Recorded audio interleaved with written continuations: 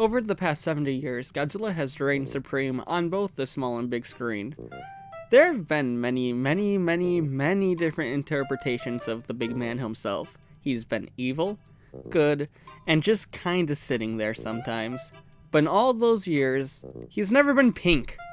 So what happened? What are they doing in this Monsterverse? Are they trying to build up to something like Burning Godzilla in Godzilla vs. Destroya? No! Been there, done that in the Monsterverse. Didn't die.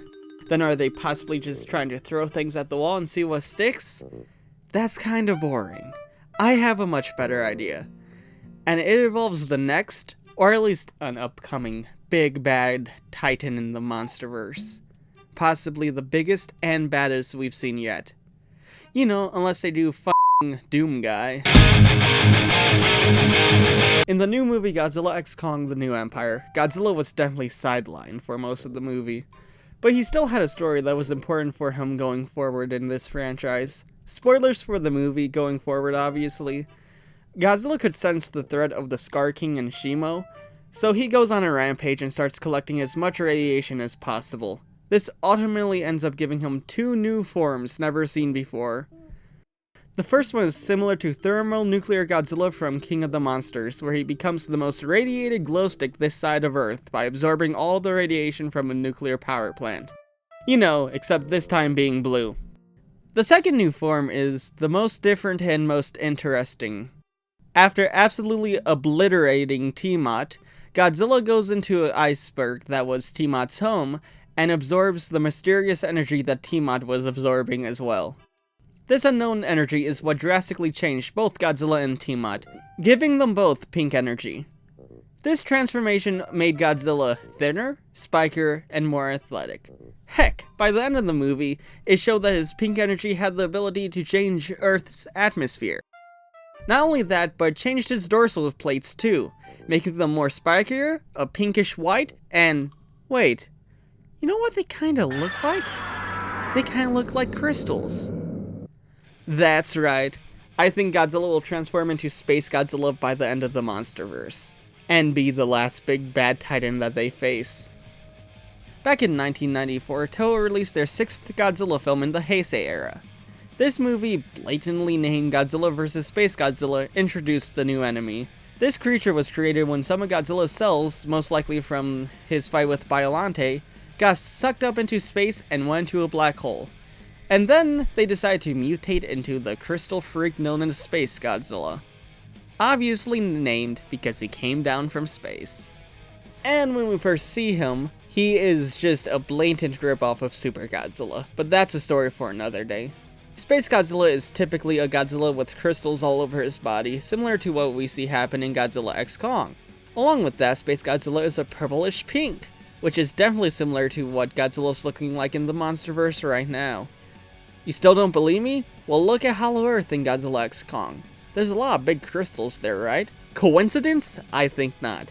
Even the merchandising put an emphasis on these crystals. I mean, look at the Pokemon series. They always add little hints to their next games. Why can't Godzilla be like that? Going back to Tiamat's lair, what if the energy Tiamat and Godzilla absorbed was not from Earth? What if it was a meteor that landed on Earth millions of years ago? And what if that's what both of the Titans absorbed? And with that energy, Godzilla was able to change the atmosphere, similar to the way a known alien, King Ghidorah, was able to do. For God's sake, the Iwi tribe literally called Godzilla the monster that ate a star. I don't know what more evidence you want from me. But this theory of mine does remind me of something. In the Godzilla vs. Kong series by ASM, Godzilla eventually ends up on an alien planet fighting King Ghidorah. This ends up with Godzilla killing Ghidorah, but in the process, absorbing too much radiation and exploding, killing him. It's then revealed that Godzilla started to regenerate his body around some crystals, powering him up and turning him into Space Godzilla. This series by ASM is awesome, I highly recommend you watch it, but I can't help but see the similarities between what's happening in that show and what's happening in the Monsterverse, not just because the designs are the same. Godzilla in the ASM series is not a villain, yet. So if the Monsterverse really wanted to, they could keep Godzilla a hero. But I feel like it would be very cool if the Monsterverse started with Godzilla saving the world, and ended with Godzilla trying to just destroy the world and being the final threat. But there's one last problem with this theory. That problem is with Toho. Back in 2021, when I made my Godzilla vs. Kong theories, I learned something really important to the Monsterverse. Ever since the fan-hated Godzilla 1998, commonly nicknamed Zilla, Toho has been very strict with letting other studios handle the G-Man. For the Monsterverse specifically, they gave them some rules. One was about the death of Godzilla. If Godzilla does turn to Space Godzilla, then at the end of the movie he would probably die. But under the rules Toho gave the Monsterverse, there's only one way for this to happen. If Godzilla were to die, there must be a second one. Most likely a baby Godzilla. There is some evidence for baby Godzilla, or Manila, to come into the Monsterverse. No, I don't see Doug being the baby Godzilla. I think he's just a funny little lizard guy in two of the movies. First, Adam Wingard, the director of Godzilla vs. Kong and Godzilla X Kong, said he would love to bring in baby Godzilla along with Destroyer in the next movie he would have made. But at this time, the news has broke that he will not be making the next movie as he's caught up in making other movies. Although he has been confirmed not to be making the next Monsterverse movie, his ideas could still have been used by the new writer. They could have gotten together and Wingard could have told the new writer what he wanted to do with the future of the Monsterverse and come to a compromise between the two guys' ideas.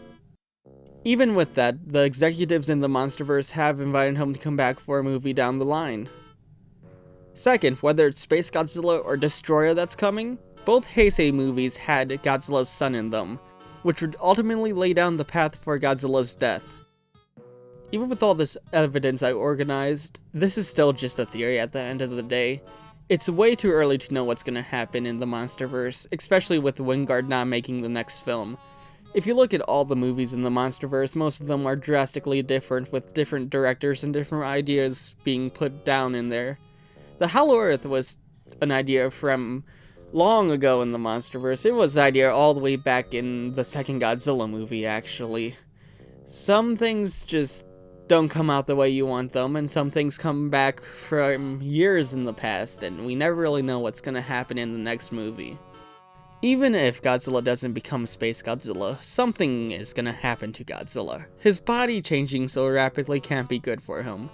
So one way or another, I believe that somewhere down the line in the Monsterverse, Godzilla will die, and another Godzilla will become the successor to the King of the Monsters. Just wait for the first sign, which will be a second Godzilla. Whether it's Manila or not, the death of Godzilla will happen. Probably.